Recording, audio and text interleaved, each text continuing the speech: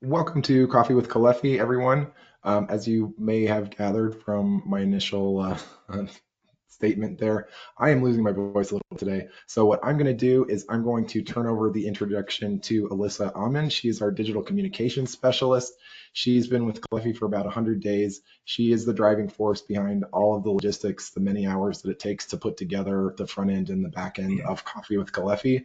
So Alyssa, please take over so people can understand what the introduction slides are. And thank you so much. Thanks, Max. We've got an exciting topic today, hydronic heat pumps and thermal storage. We have returning champion guest host John Siegenthaler, who will be leading today's webinar. If you'd like a copy of today's presentation, make sure to click yes in the post-webinar survey. We also add all of our previous Coffee with Caleffi webinars to our YouTube page. And then we've also actually attached today's presentation to the materials tab, kind of at the top right there. It looks like a piece of paper with a paper clip on it. Okay, so this is a mock-up of the certificate of attendance, if that works within your jurisdiction. Again, hit the yes in the post-webinar survey, and you'll get one of those. Today's webinar is a 90-minute presentation, so you'll be getting a certificate for 1.5 hours. Hydronics 34 is now out on hydronic balancing, and we are working on Hydronics 35 currently. Kind of in the editing phases of that right now, but we'll be releasing that soon here in fall. And then you can also access all of this on hydronics.caleffi.com with some additional features and videos and searchability across various topics. Next month, we're going to have our very own Ask Caleffi team members, Cody Mack and Kevin Freet. They will be talking about understanding pressure reducing valves and plumbing systems. So that should be a pretty exciting one. So make sure you come back in October for that one, and we'll put a link to that webinar in the chat shortly.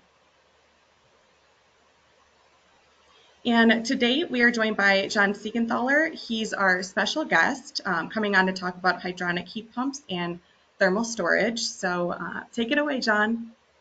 Well, thanks, Alyssa, and thank you, Max, and good to be with you folks. I know we've got a really good registration number here today, a lot of interest in this topic. I think it's definitely going to be a strong topic going forward in the hydronics industry. So what are we going to talk about? Well, we're going to start with hydronic heat pumps. And basically, we've got two flavors of hydronic heat pumps. We have air-to-water systems and water-to-water heat pumps, which are usually connected to geothermal sources.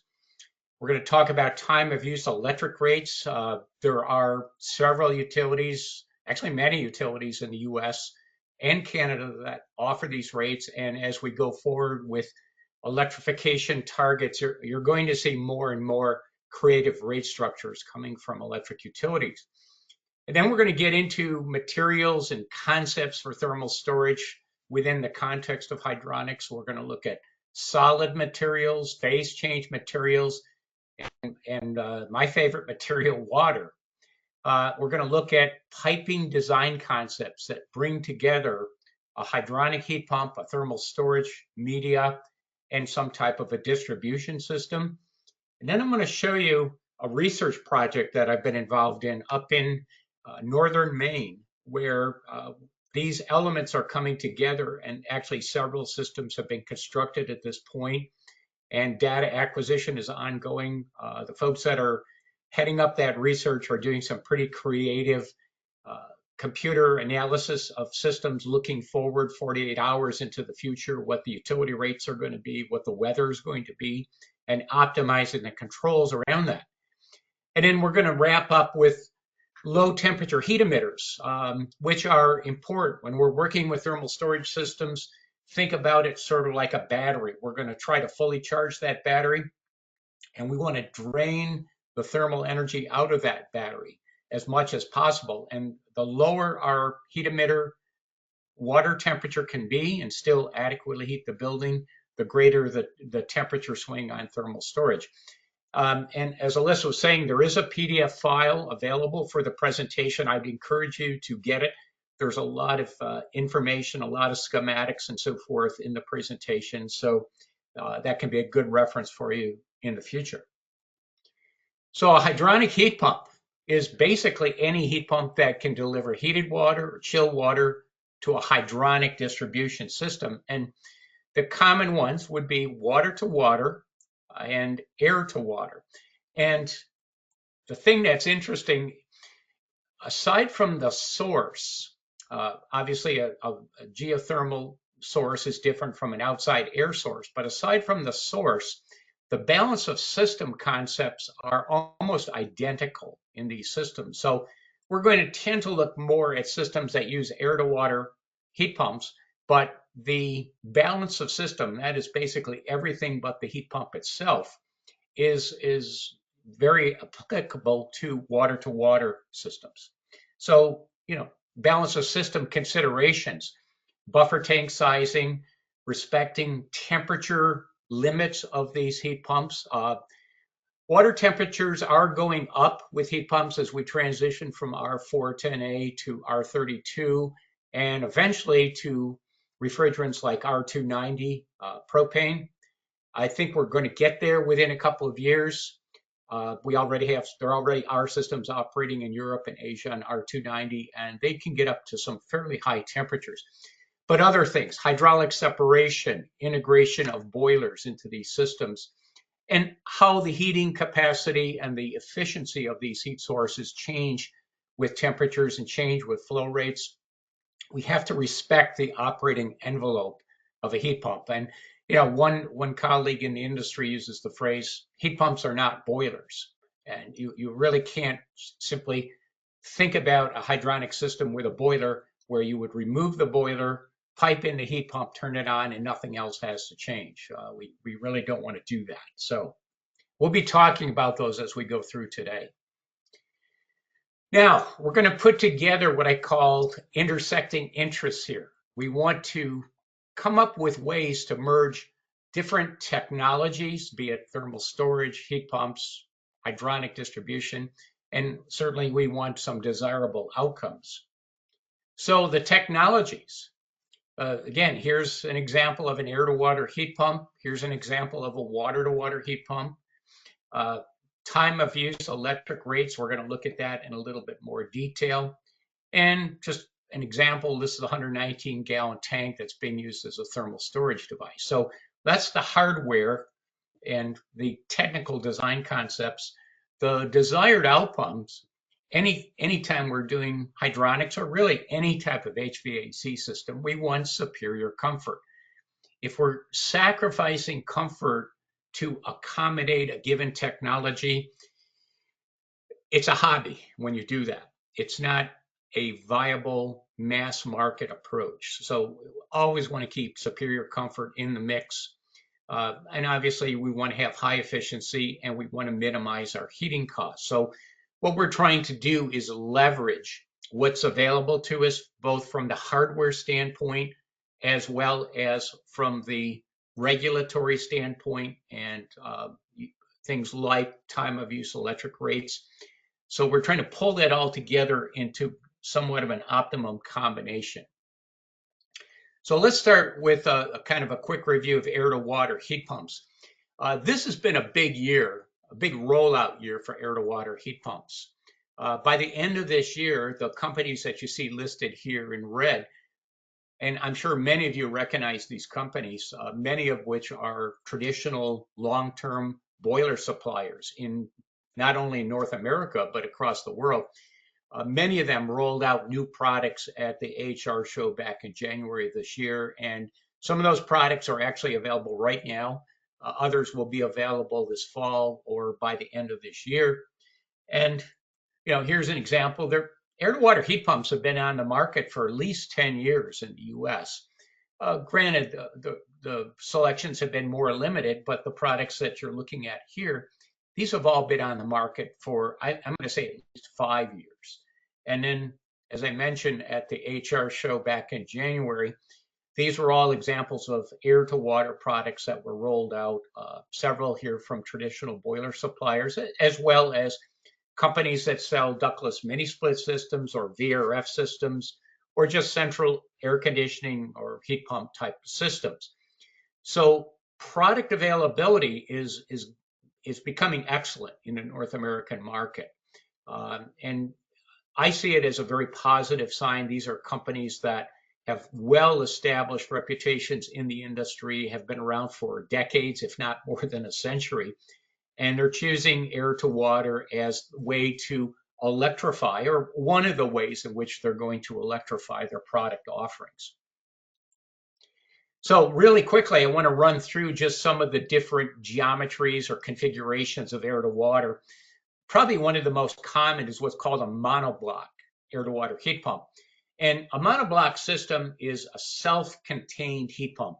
All the refrigerant is in the product when you buy it. It's factory charged. Essentially, you're going to set it up on some type of a stand. You're going to bring 2 pipes to it for supply and return. You're going to bring some wiring to it to operate it. And because it's outside, and because there is certainly possibilities of long-term power outages during sub-freezing weather, manufacturers want to have assurance that the units aren't going to freeze. Many of them are going to require the use of antifreeze.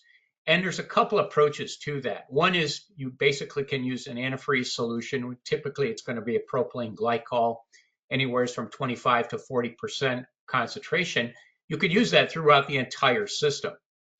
The other option down at the lower portion of the screen here is to put in a very generously sized heat exchanger.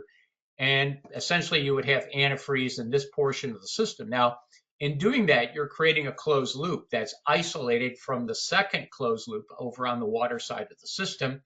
So you do need another circulator, you do need an expansion tank, and the other trim, a pressure relief valve, air separator, some means of purging the system, getting the air out, getting the fluid in. And the other thing you want to remember with this, in addition to additional hardware, anytime there's a heat exchanger between a source and a load, there has to be a temperature difference across that heat exchanger to drive heat through it.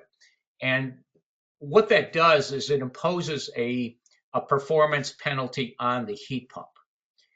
You're going to force the heat pump to run a few degrees warmer than it otherwise would run if the heat exchanger were not present. And that is going to affect its heating capacity and its coefficient of performance. So there's a trade-off there. Basically, a system like this would use more antifreeze, but it's entirely freeze protected. A system like this could isolate the antifreeze to a small portion of the system, but you're going to see a slight performance penalty with it. So that's a monoblock heat pump. Now, another variation is to combine essentially a monoblock outdoor unit with a pre-assembled indoor assembly. We'll call it the indoor unit. And inside that assembly, you would have valves, you'd have controls, circulators, air separating devices, strainers, and so forth. Essentially, what manufacturers are doing that offer hydrosplit air-to-water systems is they're pre-engineering and pre-assembling components that an installer would otherwise have to put together in the field. So it definitely shortens up the installation time in doing that. Essentially, you would hang this indoor unit on the wall, similar to how you would hang a modulating condensing boiler, and you would run piping to the outdoor unit, you would run piping to the heating cooling load, and if there is a indirect water heater in the system, there would be piping going over to that. That is still an antifreeze solution that is circulating between the outdoor unit and the indoor unit. So that's the second variation. And then another configuration is what we call a split system or a direct expansion system. This is where there is no water in the outdoor unit. We're using a refrigerant line set that would convey refrigerant between the outdoor unit and the indoor unit. Again, the indoor unit in the heating mode operation is going to be the condenser side of the refrigeration cycle. Some of those units have circulators built in. Others are going to require external circulators. Oftentimes you'll find a small pancake style expansion tank, controls. You may have auxiliary heating elements and so forth built into it. And you can see on the diagram over here, these orange lines would represent the refrigerant line set. And then this could be water, or it could be water and antifreeze.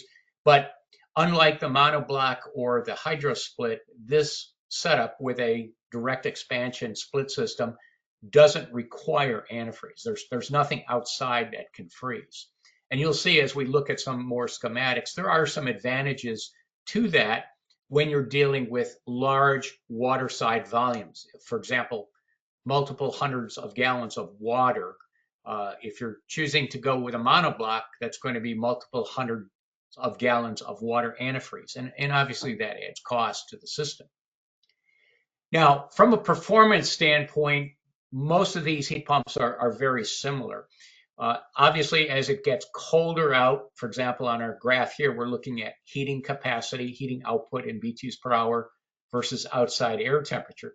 So as it gets colder out, you can see our heating capacity changes substantially as we go down in outdoor temperature. And it is also affected by the water temperature leaving the heat pump. The lower we can keep the water temperature leaving the heat pump, the higher the heating capacity is going to be. Okay, and it's really a very similar story for the coefficient of performance. Colder it is outside, the lower the COP is going to be. The lower the leaving water temperature from the heat pump, the higher the COP is going to be. And really, I'd like to boil it down to this. Basically, any heat pump, we're working between some kind of a source media, be it air or water, and we're going to some kind of a load, or what a person in thermodynamics would call a sink. So we have a temperature source and a temperature sink. Anything we can do to bring those two temperatures closer together will improve both heating capacity and the coefficient of performance. So we call that the temperature lift.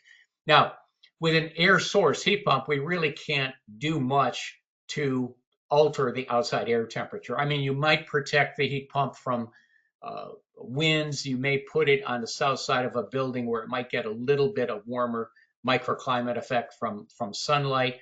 But ultimately, we don't really want to count on that. So we really can't change the source media temperature. We can, through design, affect the load temperature or the sink media temperature.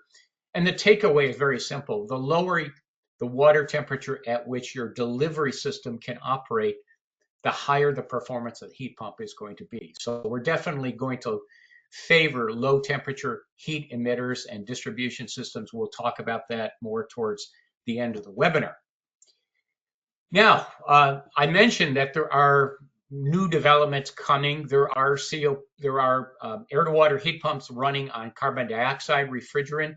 This is a product that is being developed in the US right now. I believe they're relatively close to a commercial offering on it. There is a website down at the bottom there that you can get more information.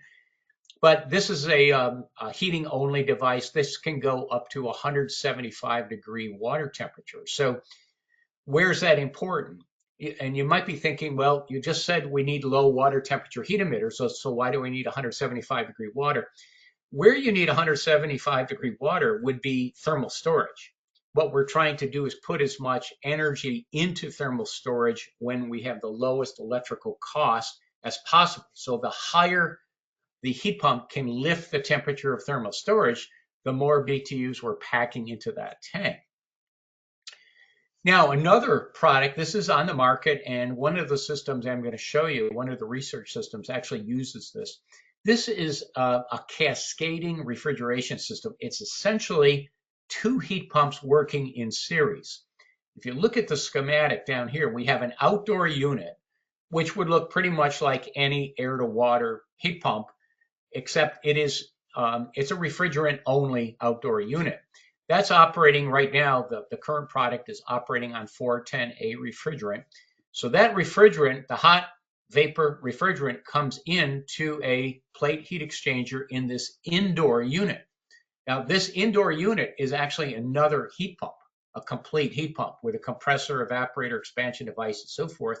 So the first heat pump running on our 410A is actually supplying higher temperature vaporous refrigerant to this heat exchanger, and the other side of that heat exchanger is acting as the evaporator for the indoor heat pump.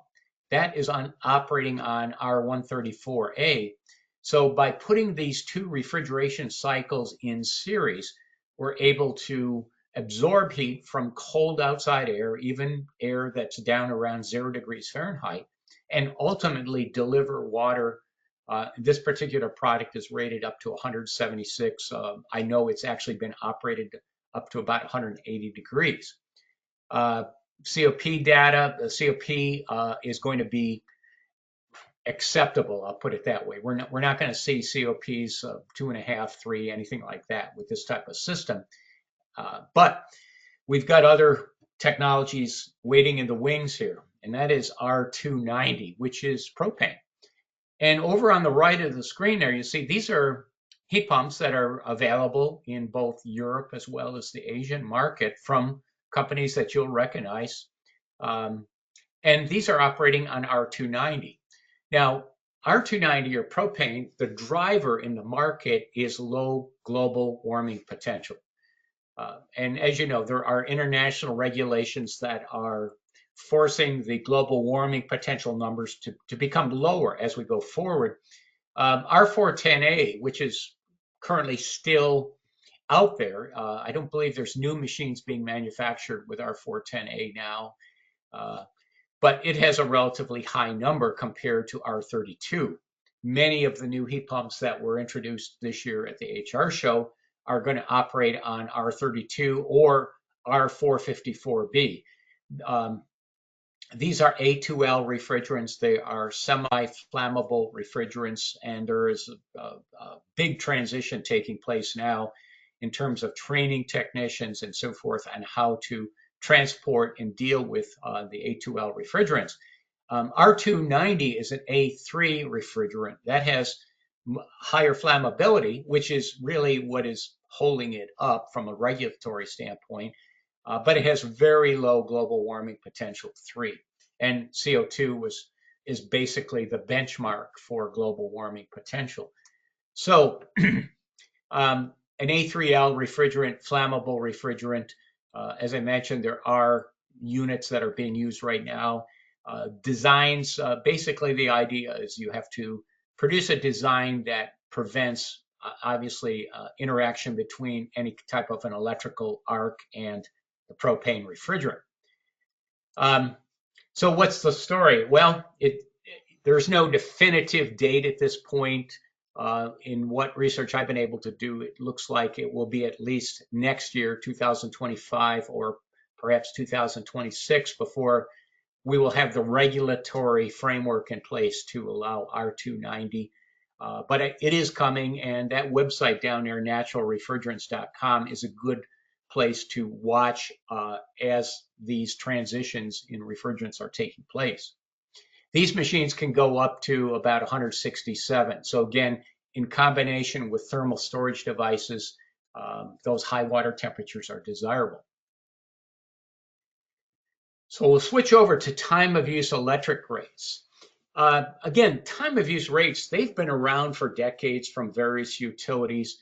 What they are is it's a way for a utility to offer pricing on electricity that entices a customer to buy at certain times. And the utility's motivation is to minimize or to reduce their peak demand. So we have a very simple rate structure here where we'll talk about off-peak and on-peak. And you can see on the left here, and this is just a conceptual graph, but during the off-peak periods, we might see electricity priced, in this case, around maybe 14 or 15 cents a kilowatt hour. And that would go from midnight to maybe 6 in the morning. So if we could operate our heat pump, or for that matter, electric heating elements in an electric boiler or elements in a tank, we would take advantage of that pricing structure. From 6 a.m. to about 9 a.m. in this graphic, we go to about 34, 35 cents kilowatt hour. So that pricing is meant to discourage or certainly reduce the usage. So this is called demand side management. It's a way to encourage customers to operate their appliances or their heating systems in a way that still adequately heats the building, but allows that energy to be drawn at times when the utility is under relatively low loading at night and so forth. And I'll show you an example here. Here's one from up in Ontario, Canada, in Guelph. And if you look at the graphs there, you'll see there's actually three rates. There's an on-peak, a mid-peak, which is sometimes called a shoulder rate, and then there's the off-peak. So in the summer, you can see the mid peaks here from 7 in the morning to 11. Then we go to on peak from 11 to 5. Well, in the summer, this is typically where air conditioning would be operating. And then we have a transition shoulder period here from 5 to 7. And then from 7 p.m. to 7 in the morning, we're at off peak. It's a little bit different in the winter, and the dates that this particular utility does offer these rates is shown here. You can see an on-peak occurs earlier in the morning from 7 to 11. Well, think about what's happening. We've got people getting up, taking showers, turning on lights, turning on cooking equipment, as well as potentially recovering from night setback with their heating system. So we're going to have a high demand on the utility at that point in the winter, and we're going to try to discourage that usage. Now, obviously that electricity is still available, but when you draw it between 7 and 11 under this rate structure, whatever that rate happens to be, it's going to be definitely more expensive than the shoulder rate or the off-peak rate. And I thought it was kind of interesting. Weekends and major holidays are all off-peak because essentially the business usage, commercial usage is typically down on weekends. So, obviously you can operate your systems in this particular rate structure Saturday and Sunday, 24 hours a day, and make use of those low-cost rates. Here's one from out in Nebraska. The graphics are a little different, but you see a similar scenario here. We have winter weekdays from midnight to 7, just under 5 cents per kilowatt hour. Then we get into a peak period where we're about 3 times that, actually a little more than 3 times that. From 7 to 9, we have a shoulder rate during the midday period. We get another peak from 4 to 7 and another shoulder. And then finally at 10 p.m., we switch back to that off-peak rate. And I would encourage you to look up your local utilities, what rates are available. You may find that the utility does have off-peak rates. I know we're on National Grid in upstate New York, and they do offer these rates.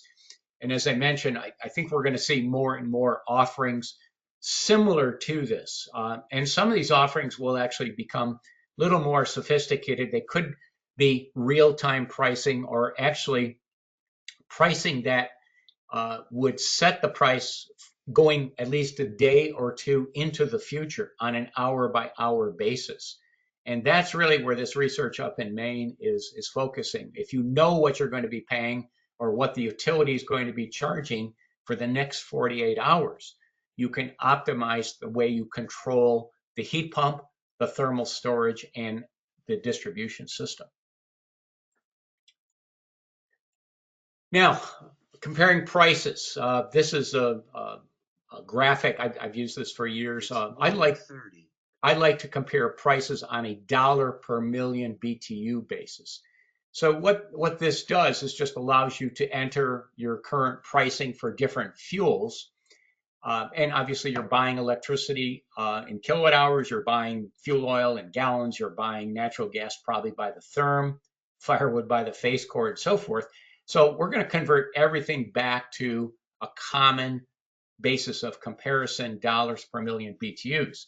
And just as an example, if we were using electric resistance heat, be it an electric boiler like this, or elements in a tank, if we were paying 16 cents per kilowatt hour and we run that through our top box here, it comes out to just under $47 per million BTUs.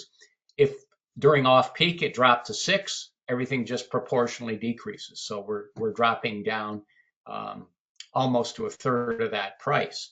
Now, if we were to process that energy through a heat pump, and just as a comparison, I assumed our average COP on the heat pump was 3 at 16 cents a kilowatt hour. Well, all you do up here is basically we take electric resistance heat and we divide it by the average coefficient of performance of our heat pump. And that would be the average. You could take an average over any period of time, but typically a seasonal average. And some numbers just to give you ideas. We've run simulations, and I know some data has been collected. Air to water heat pumps in relatively cold climates can run seasonal COPs anywhere from maybe a low of about 2 up to about 2.8, 2.9 in cold climates. In moderate climates, they potentially could go over 3. Geothermal systems will typically be a little higher. They might be in the 2.5 to 3.5 range. Again, very dependent on the balance of system design as well as the earth loop in the case of a geothermal heat pump. So let's talk about thermal storage. We'll start off with solid materials. And one of the solid materials that I'm sure many of you have worked with is concrete. If you've done floor heating in concrete slabs, that slab can store a lot of heat. And just to give you some idea, let's think about a small commercial building, a slab on grade building. Maybe it's a fire station or a Midas muffler shop, something like that. Let's assume it's 40 feet by 80 feet and it has a 6-inch concrete slab in it, and we've got tubing in that slab to heat it. Well, the heat capacity of concrete, this is how much heat it takes to raise a cubic foot of concrete 1 degree Fahrenheit, 29.4, and then we just calculate out our volume here in cubic feet, and we can store about 47,000 BTUs per degree Fahrenheit change in that slab.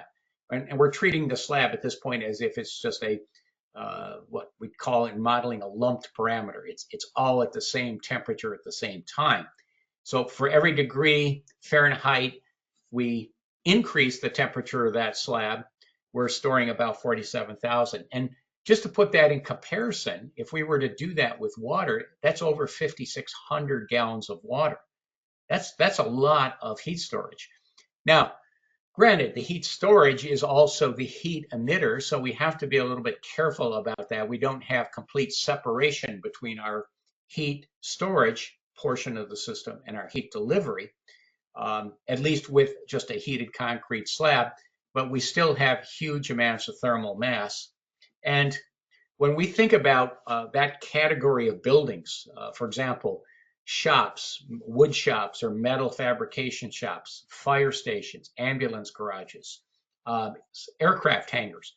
These are all examples of buildings with slab on grade floors. And in new construction, many of these will go with floor heating. Floor heating has become well known as doing an excellent job in this type of building. So, for example, the system could be very simple. I'm showing a couple air to water heat pumps. These would operate just like a 2-stage boiler system or a 2-boiler system. So you see both of them have separate circulators. They come into a set of headers that goes to a hydraulic separator. And then on the load side of the separator, we have our high mass slab. And what this does, this allows us to use constant circulation in this portion of the slab. And essentially, we can just operate these heat pumps.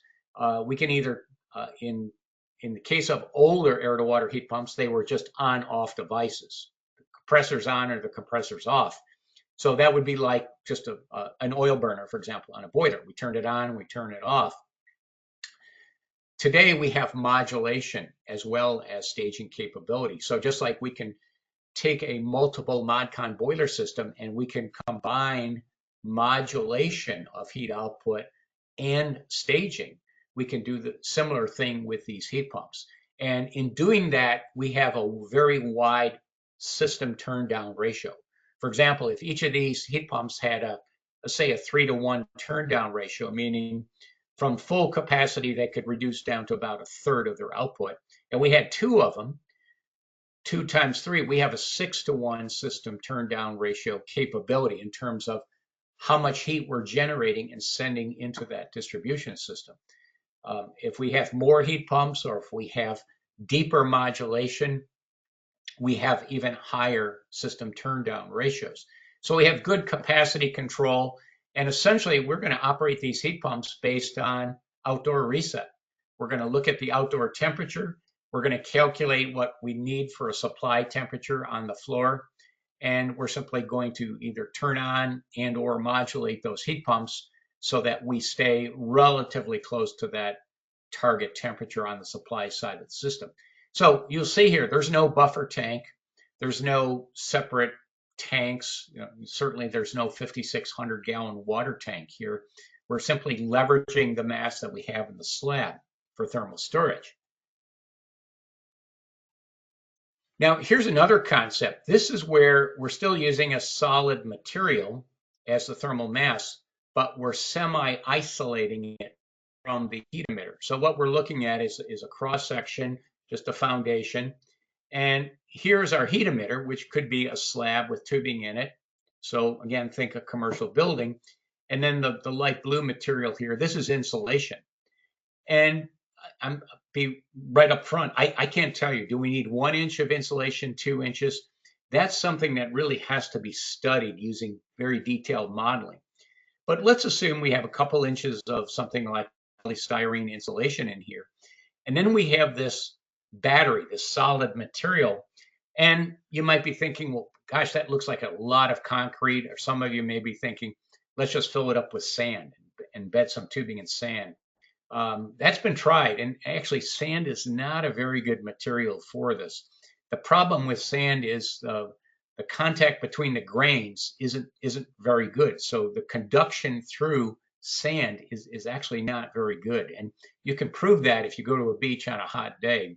The sand can be so hot you can't step on it, and if you dig down 3 or 4 inches, the sand will typically be quite a bit cooler. So what kind of material might be a possibility? Well, one of the materials that's on the market is categorized as flowable fill. And this is basically a very low strength mix of Portland cement, sand, fly ash. It's not meant to be a highly structural material. It's primarily used, and you can see it in this photo here, it's primarily used as a backfill, where you have some kind of a void, maybe over a culvert, for example. And instead of putting in layers of dirt and compacting that, they're filling it with this lower strength material.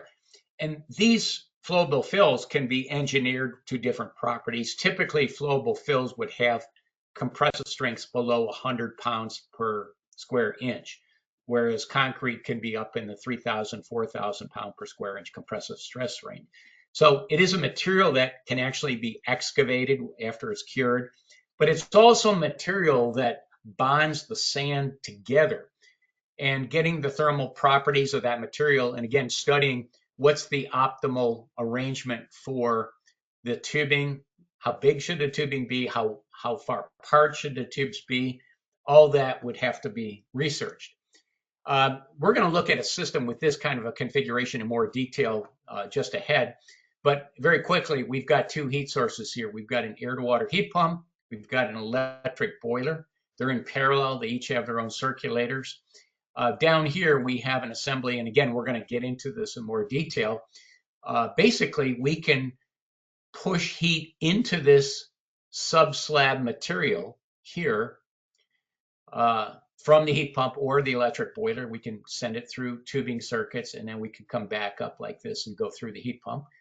And then with the heat pump and the boiler off, we can use this circulator to drive flow in the opposite direction through that solid mass and send that warm water up through. This valve would be open, and we could deliver it over through a hydraulic separator to the upper slab here. So this is a concept that I think is viable from a qualitative standpoint. It needs more research and fairly detailed research. What is the optimal way to do it? Obviously, this is not something that would be easy to retrofit to an existing building. It would be more applicable to new construction.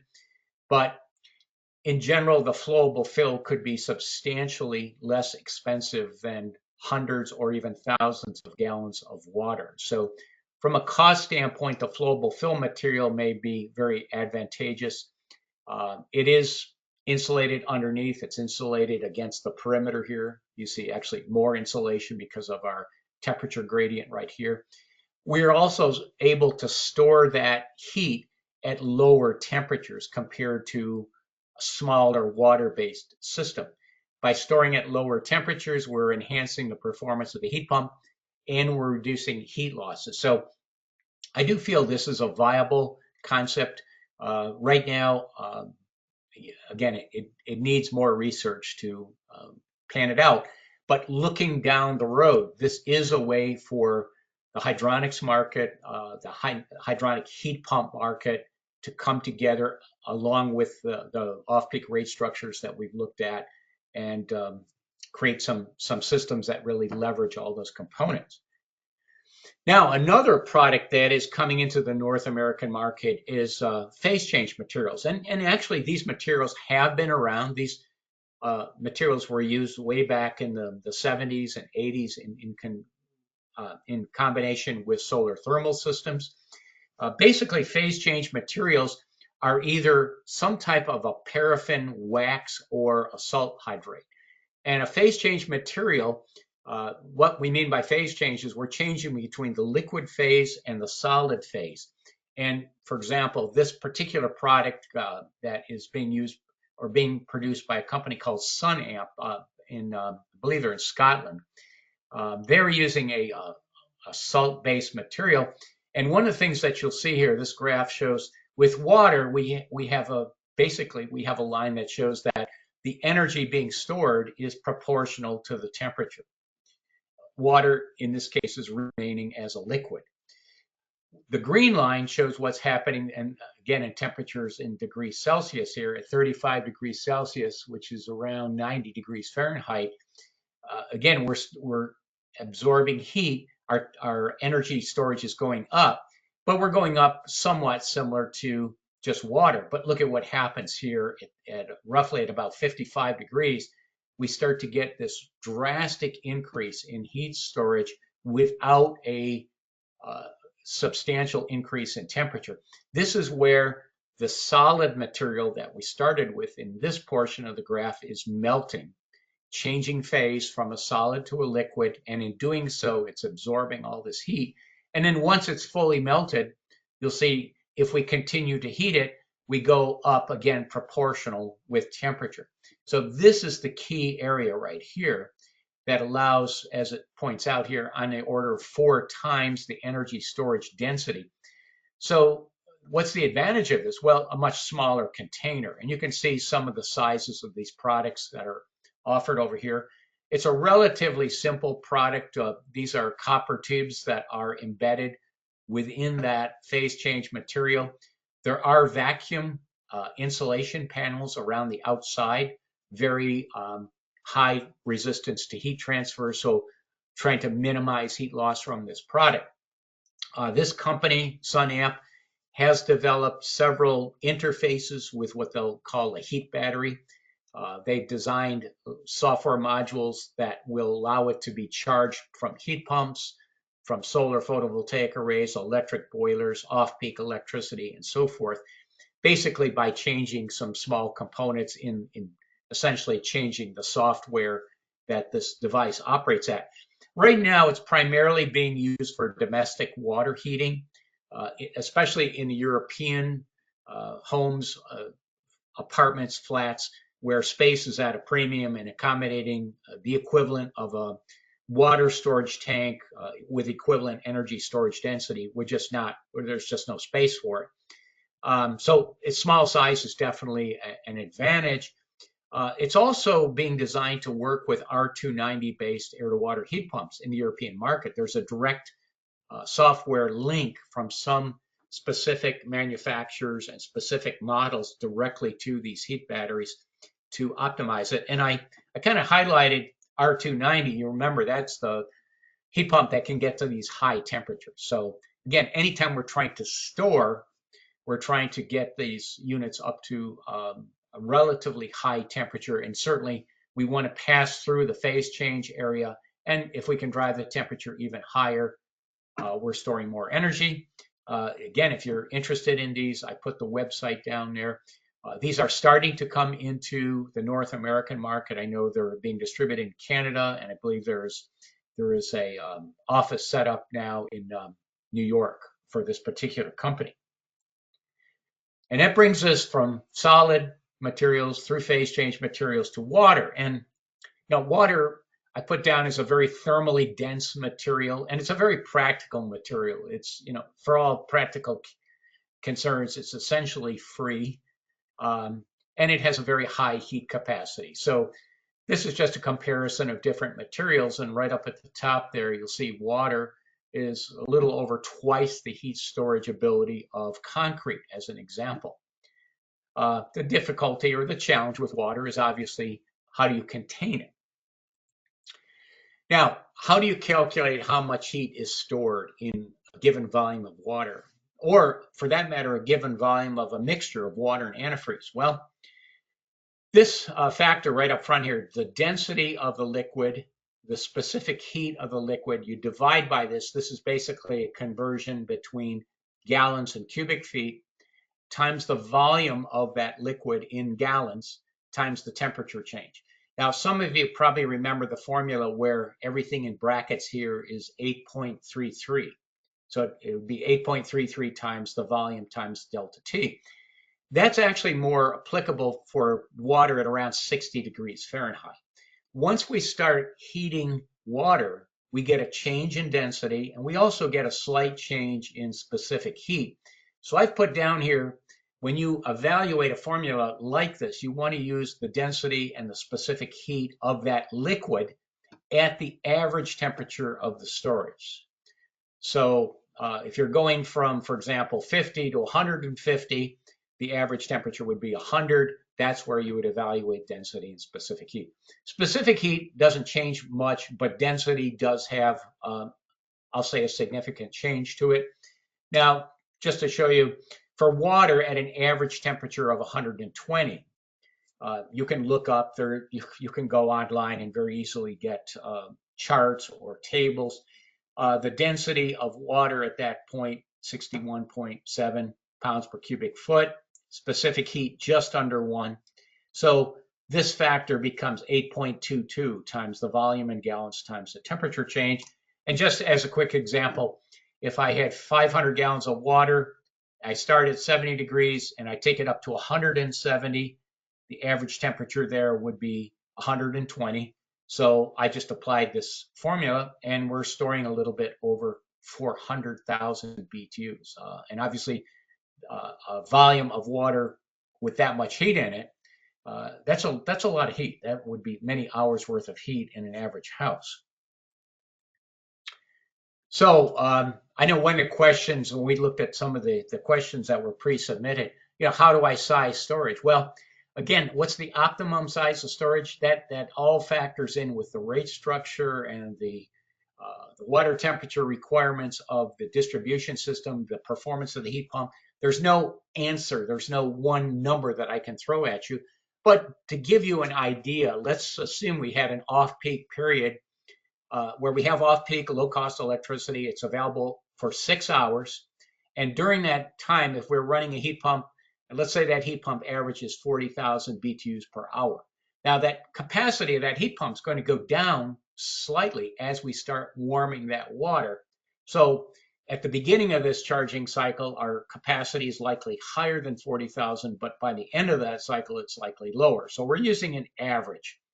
How much water would be required to absorb all that heat with a temperature rise in the water going from 100 to 140? And it's pretty straightforward. I just use the average water temperature of 120 again to evaluate density and specific heat. We use the same formula. If we had 40,000 BTUs per hour as an average output over 6 hours, 240,000 BTUs, and we just rearrange the formula and we solve it and we get 730 gallons of water.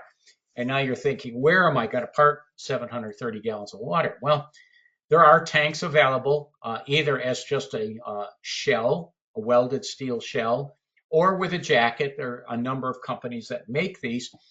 Typically, most codes, and I can't think of any codes that accept this or exempt this, I should say, but any pressure vessel over 119 gallons of volume needs to be ASME listed. And that does increase the cost of the vessel. Uh, as I mentioned here, some of these are factory insulated, others are just the shell. What are the challenges? Well, there's three. These are pretty heavy. They're big. So the question is, you don't want to have one of these tanks arrive on a site that has with a tank that has a diameter of 37 inches and find out that you have a 36-inch door to take it through. So obviously logistics of handling this tank, transporting it, getting it into the building and getting it upright and insulated. It's not that it can't be done. It's simply you have to think that through. And then the cost. Obviously the cost of any steel component has gone up substantially. Now, we did a lot of work with these large tanks for several years with NYSERDA in conjunction with pellet boilers and cordwood gasification boilers. One of the things that's very important with storage is maintaining temperature stratification. We want the hottest water at the top up here, coolest water at the bottom. If we just put a pipe into the top and a pipe into the bottom and forget about these white lines for now, the return flow is going to come in here and it's going to create upward flow jets and it's going to completely stir the tank internally. So we're going to lose temperature stratification. And from a thermodynamic standpoint, we're losing the availability of well, how do we say this? We're decreasing the exergy of the energy or increasing the entropy of the energy.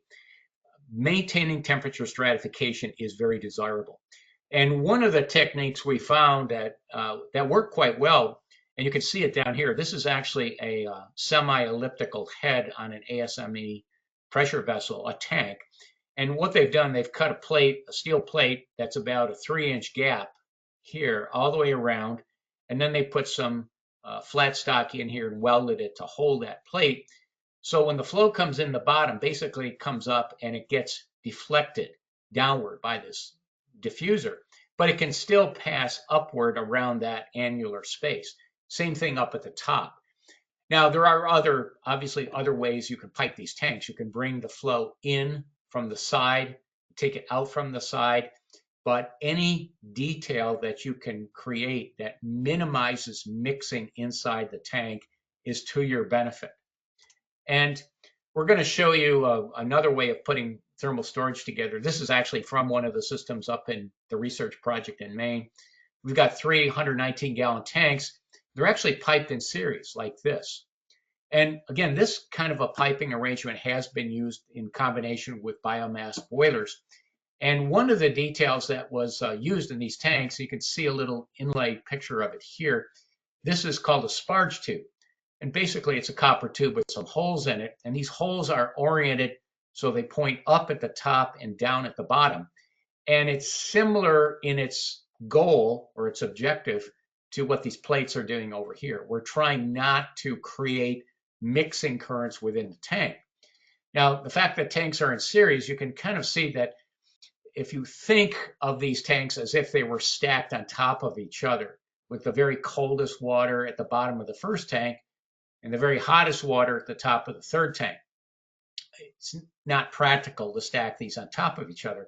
So by piping them in this direction and keeping the flow velocities relatively low, we will see temperature stratification across this array. And we actually have data from the project up in Maine that shows a really good temperature stratification, especially as the energy is being discharged. So the way the energy would be discharged in this type of a tank array, the flow would be coming in here, passing through the tanks like this. The hottest water would come out and go off to the balance of the system. So there are different approaches for water-based storage.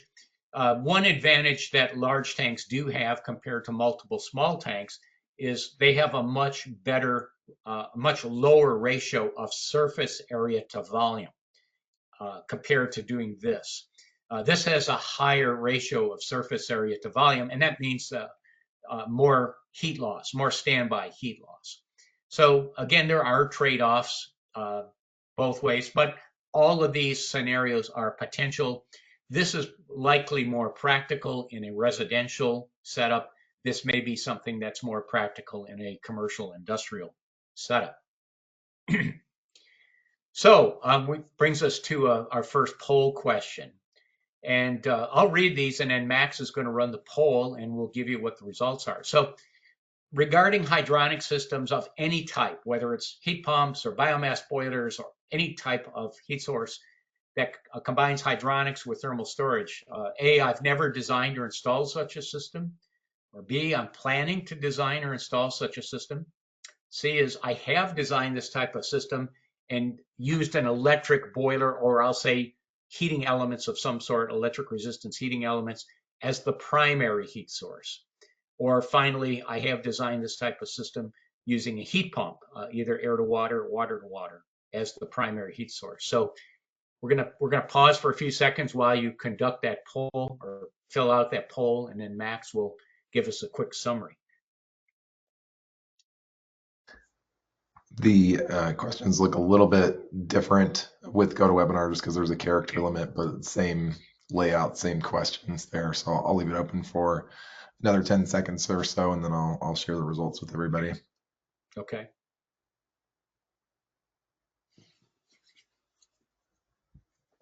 Okay, it looks like they're starting to slow down a little bit here. So I'll go ahead and end and share. Okay, so I don't know if you can see this, John, so I'll just read through it quick. I have never designed a system, was 44%. I'm planning to is 22%. I've designed a system with an electric boiler, 8. And then I've designed a system with the heat pump as a primary as 26%. Wow. Wow. Surprising on that last one, but encouraging at the same time. So again, folks, think about where both state and provincial electrification targets are headed. How do we keep hydronics relevant? Well, combining hydronics with really the best stuff on earth for storing heat, water, is going to keep hydronic systems very relevant as we go forward. Now, let's talk about a piping configuration. And there are variations on this, but I want to walk you through this system here. We'll start off, we're going to use an air to water heat pump. In this case, it's a monoblock heat pump as the primary energy. Actually, in this system, yes, I'll call it the primary energy source. So that's outside.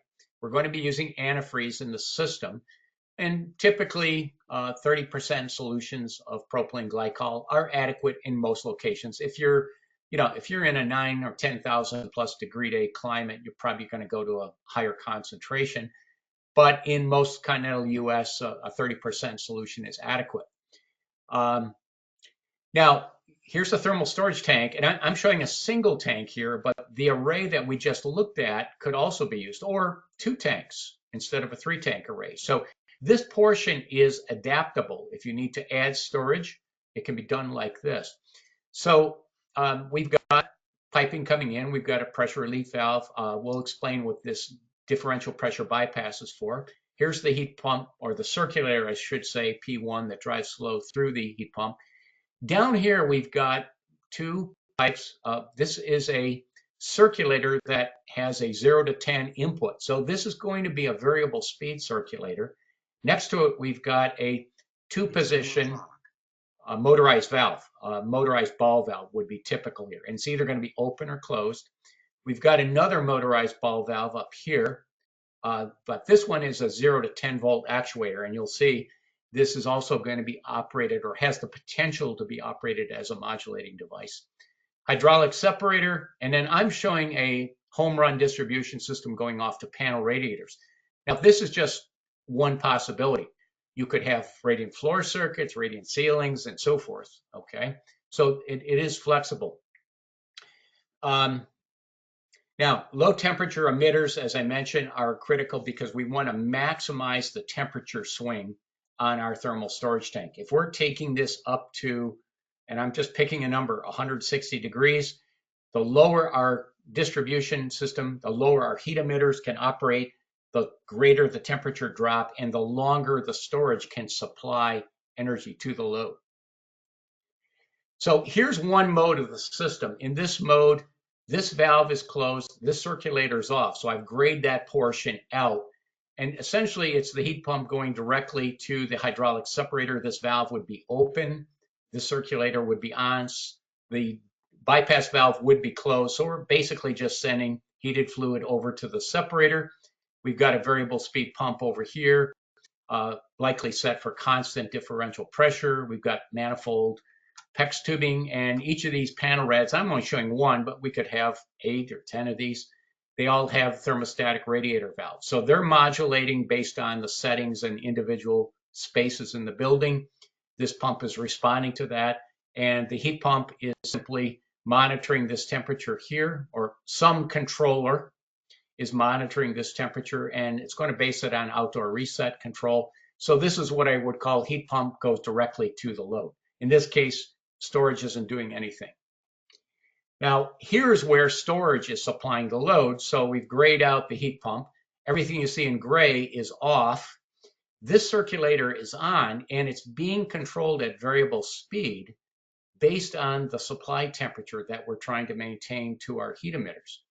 So as this pump runs at higher speeds, it's going to increase the flow rate. So we're taking the cooler return water, sending it up through storage, pushing the hottest water out. This valve would be open, and it's going to pass through the separator, and the variable speed pump is going to do the same thing in this mode. It's going to modulate based on how these TRVs are being set. So that's storage as the heat source, okay? And it also allows us, with a 0 to 10 signal to this circulator down here, we could do full outdoor reset control. So our controller is calculating what we need here to maintain temperature in the building or comfort in the building, and it's simply operating the speed of the circulator as necessary to control that injection flow rate. Here is, oops, I skipped one. Here's where we're charging and supplying the load at the same time. So let's say it's at night, we're on off-peak rates, we're sending heated fluid in. Now, this valve, again, you'll see it's labeled 0 to 10. If we have a load, and again, something else in the system has to determine if we have a load, then this valve can modulate, and it can allow a certain amount of this higher temperature fluid to pass through the valve, through the separator, and off to our load. Whatever doesn't go through this valve is pushed down into the top of thermal storage, and corresponding amount of fluid. This valve is open, and we go back through the heat pump. So now we're charging thermal storage, but we're not doing it exclusive of supplying the load when necessary. So we don't want in this case, if somebody wants to maintain a normal comfort temperature all through the night in the building during the off-peak period, we're not sacrificing that simply to put all the energy into thermal storage. And then this differential pressure bypass valve. Now, one of the things we found, and this is characteristic of many air-to-water heat pumps, what they do is they turn on their circulator about 2 to 3 minutes before they turn on their compressor. And they do that to verify that there is adequate and stable flow through the heat pump before turning the compressor on. You don't want a refrigeration system operating when there's no flow. It could eventually cause a high pressure condition, or it'll typically today would shut the heat pump off on some kind of a pressure fault condition. So what happens is this valve would be closed, this valve would be closed. There's a check valve here that prevents flow going backwards. So what that does is it forces the flow through the differential pressure bypass valve like this. So what we're doing is we're creating a temporary recirculation loop. And this allows the flow to go through the heat pump, so it is satisfied, there's adequate flow. And as the heat pump comes up, as that flow temperature leaving the heat pump comes up to a temperature equal to, or perhaps maybe a few degrees warmer than the top of the tank, then this valve can open, and that would allow flow to go down through the tank, back up through here, and back to the heat pump. So that is a way to preserve temperature stratification. Without that, if we simply start pushing flow through here, again, you remember this fluid for 2 to 3 minutes doesn't pick up any heat as it goes through this heat pump. The compressor is not on. So what that's doing is taking the fluid from the bottom of the tank, pushing it through without changing its temperature and pushing it right back into the top of the tank. That destroys the temperature stratification. Okay, so a bypass valve of some sort, I'm showing just a simple differential pressure bypass valve. That could also be something like a zone valve that could be controlled based on the temperature right here, open or closed. Okay, now I want to show you real quick. We talked about with a monoblock heat pump, most manufacturers want antifreeze in the system. So this would typically be the trim that we would have: air separator, magnetic dirt separator. We don't want to put any type of debris into that heat exchanger inside that heat pump. And I'm showing a fairly large expansion tank. Remember, your expansion tank volume is going to go up in proportion to your system volume. If you're putting multiple hundreds of gallons of water storage into a system, you can't use an X-Trol 15 tank. Now, the other option would be to put the heat exchanger in there and isolate it. And I've tried to draw in, a typical trim. We now have a closed loop here, and the antifreeze is just in what you see in the pink box here. And then we have the water side of the system. So we need air separators, pressure relief valves, dirt separators, and so forth over here. We pick up the performance penalty, and I've suggested here no more than a 3 to 5 degree approach temperature difference under full heat pump output. We don't want to create a thermal bottleneck in this heat exchanger. So make sure you're generous in sizing that heat exchanger. Again, we have to have the other circulator and the other trim over here because we have an isolated loop, and definitely we need to have that pressure relief valve there. Now, here's the other option.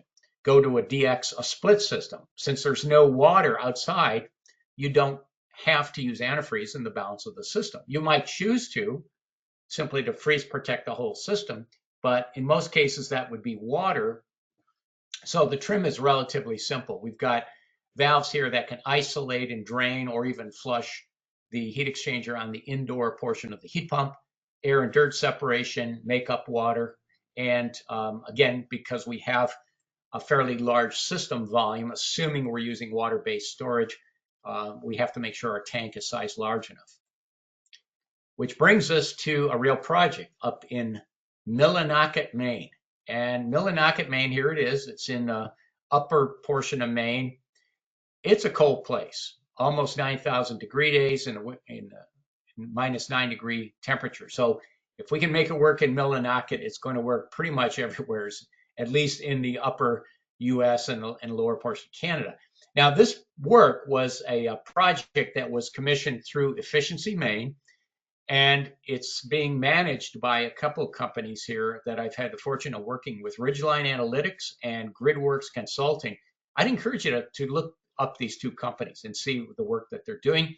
And this beautiful piping over here is being done by Paul Moscone up in his company, Heating, Sales, and Service, right there in Millinocket. So it's a combination of a company that really specializes in utility scenario modeling, as well as boots on the ground, torches on the pipe right here. And you can see some really nice workmanship here. So one of the things that GridWorks has been studying is how do heat pumps impact the load on electrical grid. And they've made some projections and also looked at what the loads are. And you'll see some terms like ISO, which stands for Independent System Operator in the Northeast. So we're looking at New England here. And here's winter load from midnight basically through the day to the next midnight. And then if we were to, let's look at the lines first. This is the maximum load that the grid experienced anywhere between 2014 and 2022, this lower dash line. All-time peak load is the other dash line, and then total generation capacity in the independent system operator New England is the black line, solid black line. Well, the pink here is what would happen projection-wise from a 25% of their heating load being met by heat pumps.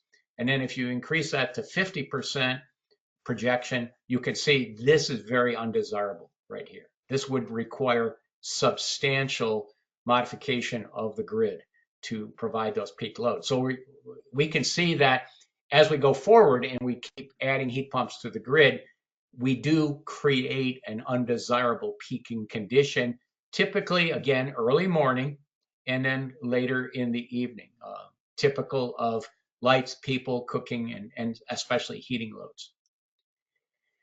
Now, one of the things that GridWorks has done, they've really looked at renewable energy generation. And I've kind of summarized it here. It says the problem with renewable energy generation is not so much the lack of generation, it's the inability to fully utilize the peak output. And this happens both with solar and also with utility scale wind.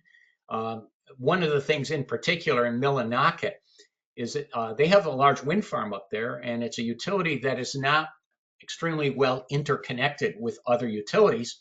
And there are definitely times when that generation exceeds what the load is. So they're looking to offload this surplus electricity. And you'll see at the wholesale pricing level, things get pretty interesting. So when we have more and more electricity is generated using utility scale solar and wind, there are going to be times in some utilities where the supply, the generation is greater than what the demand is. So what do? Do you start to shut down, or the term is curtail generation? And what the utilities do is they create pricing structures at the wholesale level.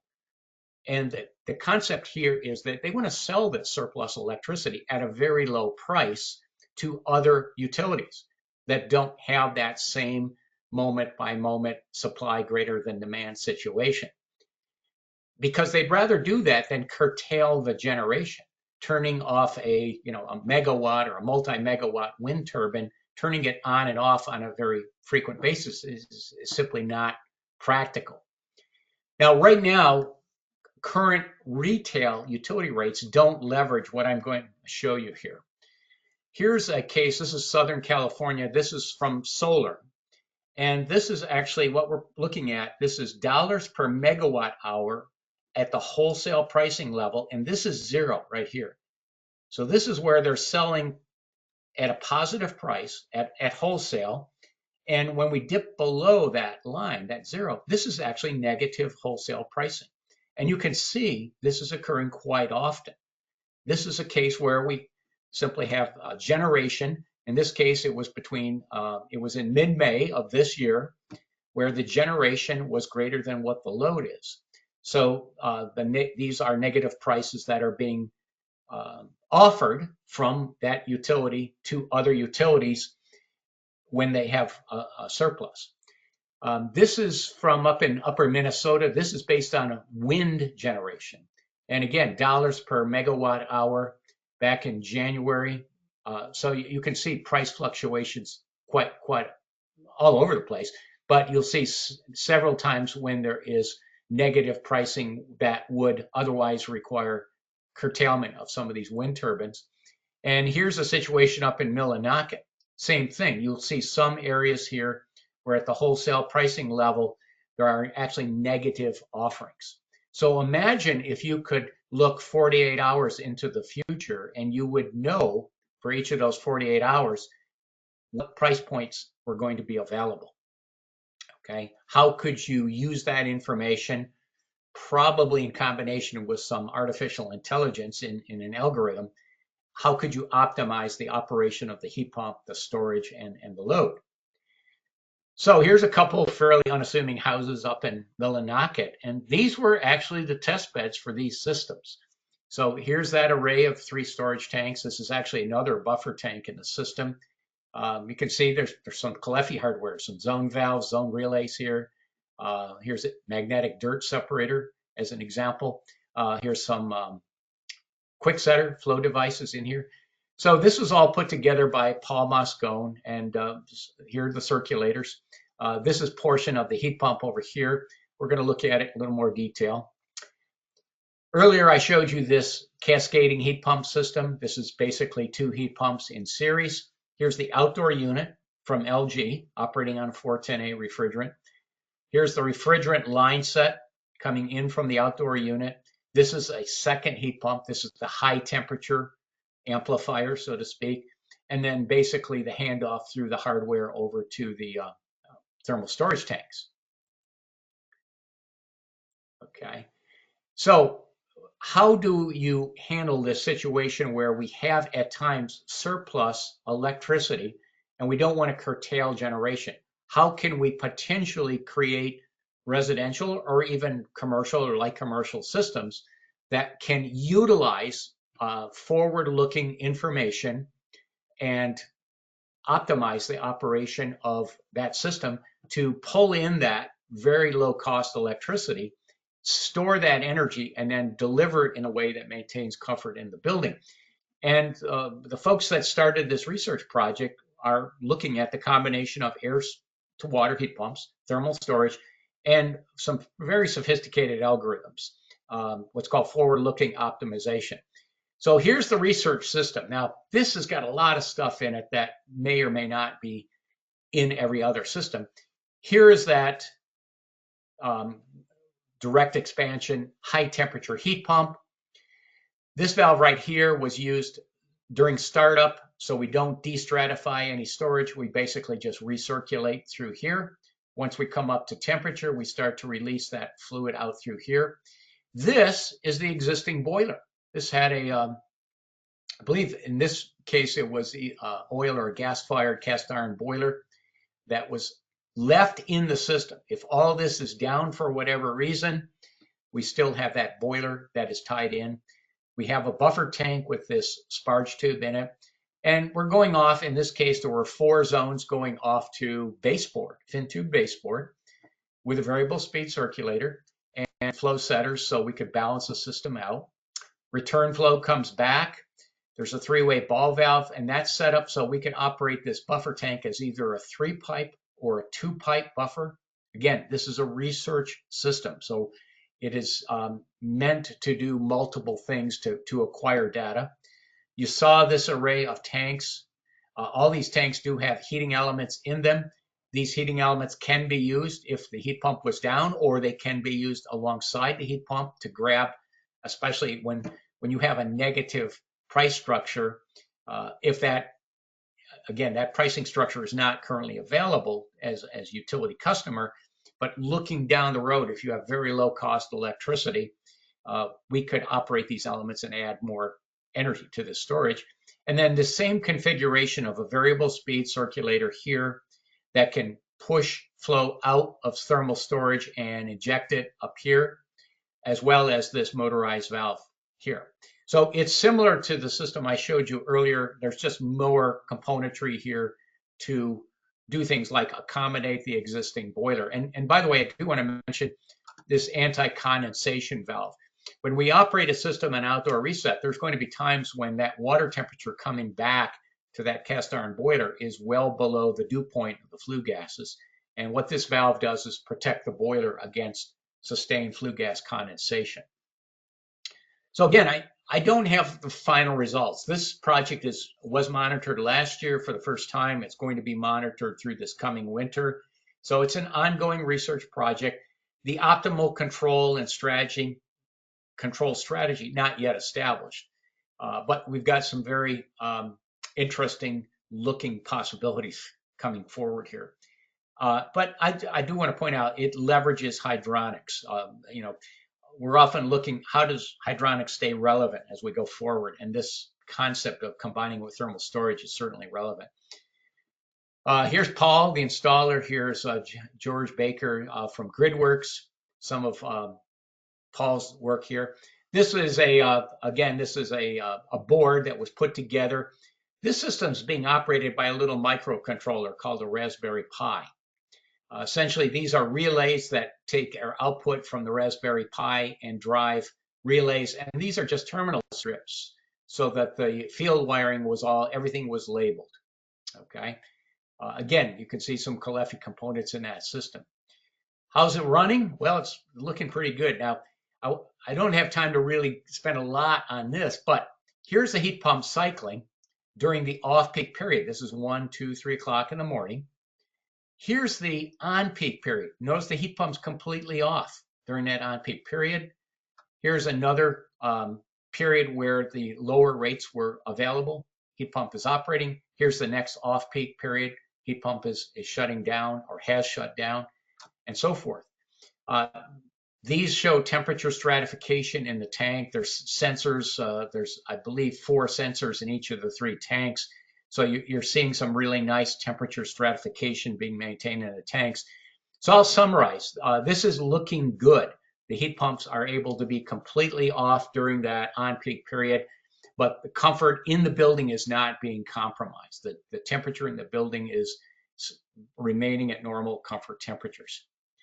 Again, this is one of the slides from GridWorks. They're working at this what's called the flow algorithm. This is looking forward 48 hours based on what utility rates are going to be and optimizing how do I run the heat pump, how do I use thermal storage, and so forth. The overriding concern here is maintaining comfort in the building. Again, this is not a system that is going to do anything that is going to compromise the comfort in the building. And again, these are simulations, again, showing price of electricity in the gray line here, okay? When the heat pump is operating, here's the on-peak periods right here.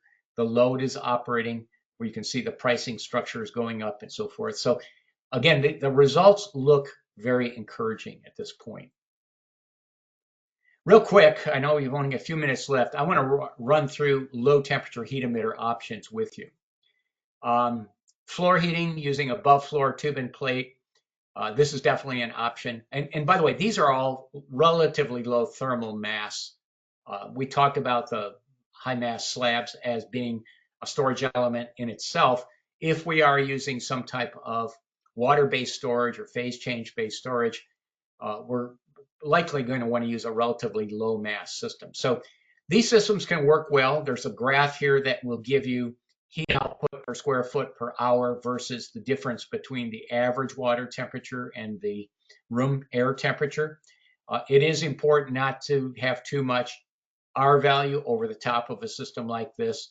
What I suggested here, maximum R value above the plates, which would include any cover sheet or any type of finished floor material, maximum of R1, and good underside insulation. We're trying to drive the heat upward through that system. Here's a below floor tube and plate system where the plates are installed on the bottom of the subfloor. This picks up a little extra R value because of the subfloor. So maximum R value of above the subfloor is 0.5. This is more labor intensive to do it. You have to plan your loops. It's a nice, neat installation. Here you can see that the tubing is going through nice, gentle radiuses here. One of the things I prefer in a system like this is the use of PEX aluminum PEX, because this PEX aluminum PEX tubing and the plates have similar coefficients of expansion. You don't get a lot of differential movement between the tubing and the plates as the temperature is going up and down, minimizes the potential for ticking sounds. Radiant ceilings, these can perform quite well. Here's the construction of it. This is using a 7/16 oriented strand board as a substrate. It's using, you can see here, 3/4 inch thick foil face foam insulation. That's the blue material. Here are the plates, PEX aluminum PEX tubing, and then finally the drywall goes up with 2.5 inch long screws. You can see the tubing being bent here, being pushed up into the plates. The drywall goes directly up over this. Here's a finished ceiling. Once the drywall is taped and sanded and painted, it's indistinguishable as a heated panel, but here's what it looks like to a thermal camera. Here's a formula that will give you a pretty good estimate of the output of this construction. This is specific construction. This was modeled based on finite element analysis, and that's where this formula comes from. This is 8-inch on-center tube spacing. Obviously, if you change the tube spacing, you're going to change this coefficient out here. Radiant walls, exactly the same construction, just turn 90 degrees. You get slightly higher output on a radiant wall because you get a little bit more convection. but definitely well within the range of heat pumps. All these radiant panels could work very well with thermal storage systems and heat pumps. Just a quick comparison. Here's the radiant wall, the radiant ceiling, and the radiant floor, below floor tube and plate system. Again, average water temperature versus heat output, assuming a room temperature of 70 degrees. So again, many of you, I'm sure, have worked with radiant floors, but take a look at radiant ceilings, radiant walls. They can be very good, low temperature, fast responding heat emitters, and they can tie in very well with the concepts, the heat pumps and the thermal storage. Let's run real quick through panel rads. These are one of my favorite emitters. You bring 2 half-inch tubes up through the floor. You connect it through a dual isolation valve to the bottom of the panel rad. We put a nice little escutcheon plate to cover up the holes, and here's what it looks like when it's done. And I'll show you different ways to do this piping.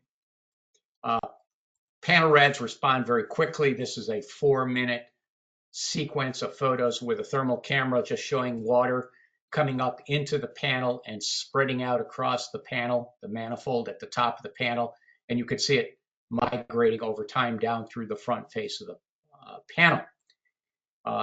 One nice thing about panel rads, they put out both radiant and convective heat, and the percentage of the heat output that is radiant depends upon both the water temperature and the design of the panel. Panels that have no fins in the back, they're going to give you the highest radiant output. And you can see here, as the water temperature relative to the room temperature goes up, the percent of radiant heat output from the panel actually goes down. That being said, these work very well. We've designed many systems around panel radiators over the years. We've tied them in with air to water and geothermal heat pumps. We've actually run buildings in upstate New York with 90-degree water in February with panels, but you do have to size them. Panel radiators can be a problem solver compared to baseboard. This is just a comparison of a 2-foot high, 4-foot wide panel radiator, equivalent to about 23 feet of fin tube. Okay. There are some new products. This is from Yaga. This is a very deep coil with some micro fans in it. These types of panels are they are available in North America. Yaga has them, Jaga. If you want to Google them and take a look, you'll see other manufacturers in European market. I do think we'll see more offerings in the next few years. These are specifically designed to take panel radiators into compatibility with heat pumps. So these can operate at relatively low water temperatures and still get good heat output. This is a correction factor when you size a panel radiator for lower water temperatures. Most panel radiators are rated at 180-degree average water temperature. And this is a correction factor that basically derates the panel for lower water temperatures. And just as an example here, here's that 2-foot by 4-foot panel. I just took the data and fit that equation to it for an output. And just to give you some idea, compared to an average water temperature of 180, if you have an average or a supply temperature rather of 140, you're getting just under half of the heat output that you would have at an average water temperature of 180. And you can see at 120, it's about a quarter of the output. So no question, you have to upsize these panels for low water temperatures. That being said, they work very well. One last poll question. We're almost done here. Have you designed a system with panel radiators? No. Or if you have you designed systems above 120 degrees? Or have you designed systems with low water temperatures below 120 degrees?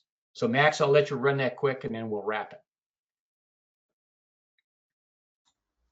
Okay, that one is open now. I've got a question while we wait for that we can go into the Q&A. And this is just as you see the trends for air to water heat pumps. The question was about essentially the modulation. How much technology is available now that you see around the corner, I guess, that would be able to reduce the amount of buffer that you would need? Like, Yeah. are heat pumps going to turn into modulating boilers that can have a 25-to-1 turn down anytime soon, or are we pretty fixed with the technology we've got for the next 4 or 5 years? I think you're going to see just like what happened with ModCon boilers. You're going to see higher and higher turn down ratios, especially with digital scroll compressors. The days when you really didn't want to turn a compressor on and off when it was a fixed speed compressor. These inverter drive compressors can do a lot of things that you simply can't do with an on-off compressor.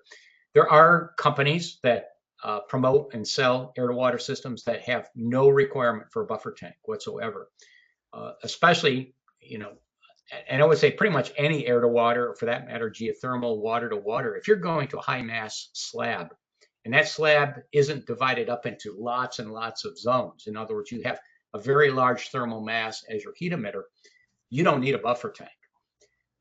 That being said, if you're doing something like a lot of individually controlled panel radiators with thermostatic radiator valves, and you need just a trickle of flow going out to one of these panel rads or perhaps to a towel warmer, a buffer tank I would still use a buffer tank today, but and you alluded to this in the question, I do think you'll see smaller buffer tanks in these systems as the compressor and the modulation capability improve. Remember, one of the issues with modulation in a heat pump, you have to make sure that the oil that is entrained with the refrigerant is coming back. You can't have flow velocities of the refrigerant that are so slow that the oil doesn't get properly returned to the compressor. That could cause the compressor to fail. So I'm convinced we're going to see more modulation, and especially when we get into commercial systems or large homes that need multiple heat pumps. Remember, 3 heat pumps with 3-to-1 turn down each is a 9-to-1 turn down ratio. So that's a wide capacity control range. And in a system like that, perhaps a hydraulic separator is all you would need, not a buffer tank. Okay, great. Thank you, John. So the poll results, we had 64% say no, we had 27% say with the system above 120, and then 10% below 120. Okay. Again, I would encourage you just to look at panel rads as another tool in your toolkit. They can work very well. Even traditionally, they were designed around boilers, as are most heat emitters in hydronics, but they can be applied with those derating factors at these lower water temperatures. Home run system, again, you can read about all the benefits of this. It's a rare simple. Here's a buffer tank. Anything can put heat in this buffer tank. Here's a variable speed pressure regulated circulator, a manifold, and then panel rads set up on it, what I'll call a traditional home run distribution system.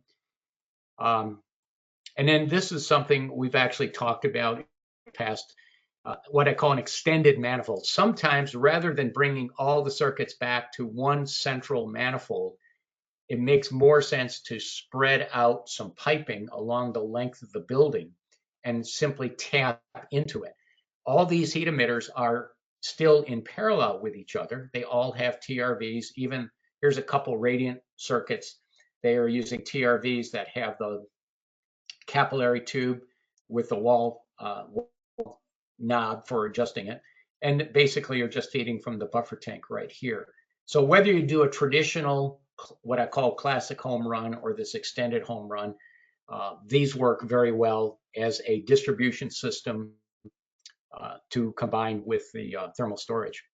So real quick, hydronic heat pumps, thermal storage, very effective strategy. I think we're going to see a lot more research and more development in this area. Air to water heat pumps capable of higher temperatures with either R290 or CO2 or cascading refrigeration systems. They are available globally. There's lots of them available in the European market, the Asian market. I do think within the next couple of years, we're going to see R290 being accepted in North America. That will open up, again, high temperature capabilities to tie in with thermal storage. We just talked about the importance of low temperature emitters to get a good temperature swing on the tank. Slab type systems, especially with minimal zoning, you don't need buffer tanks. The slab itself can be a storage system. And I just point out most of the hardware for the systems I've shown you today is available. Controls are the issue right now.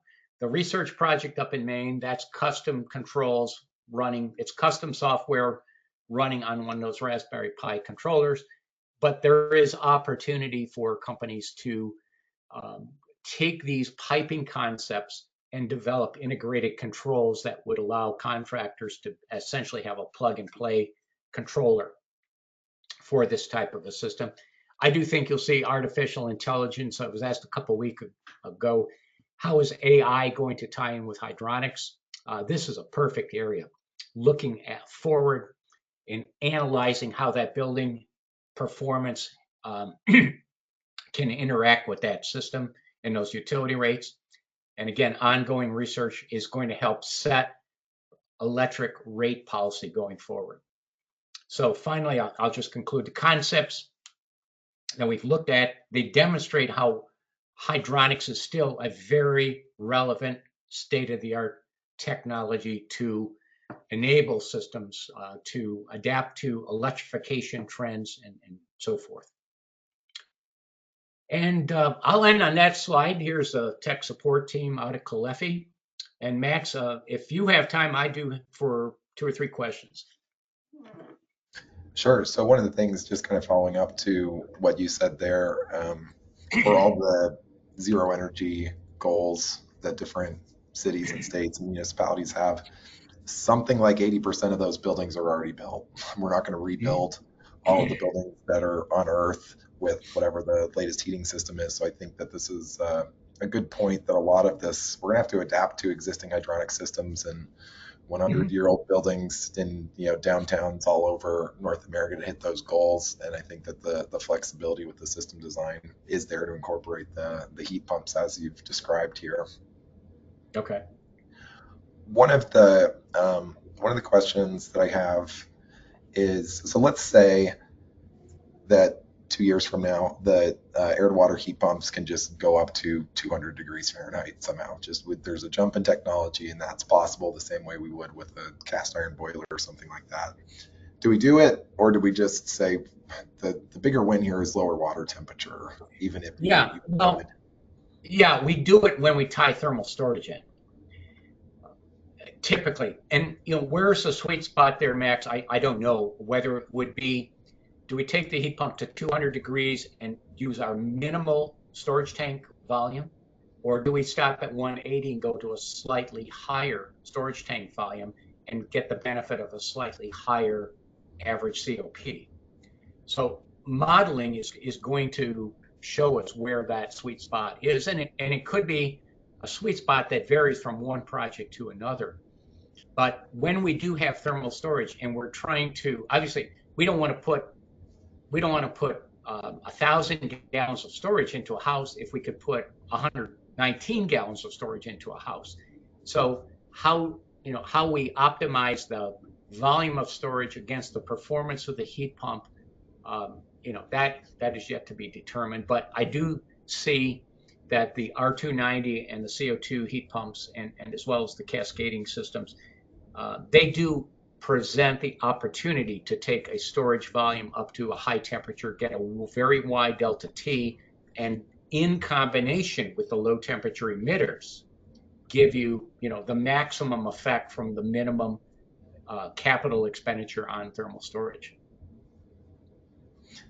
The other question I've got is, are you going to drop the code for that Raspberry Pi control system into the chat here, or is that a secret? The code is not mine to drop.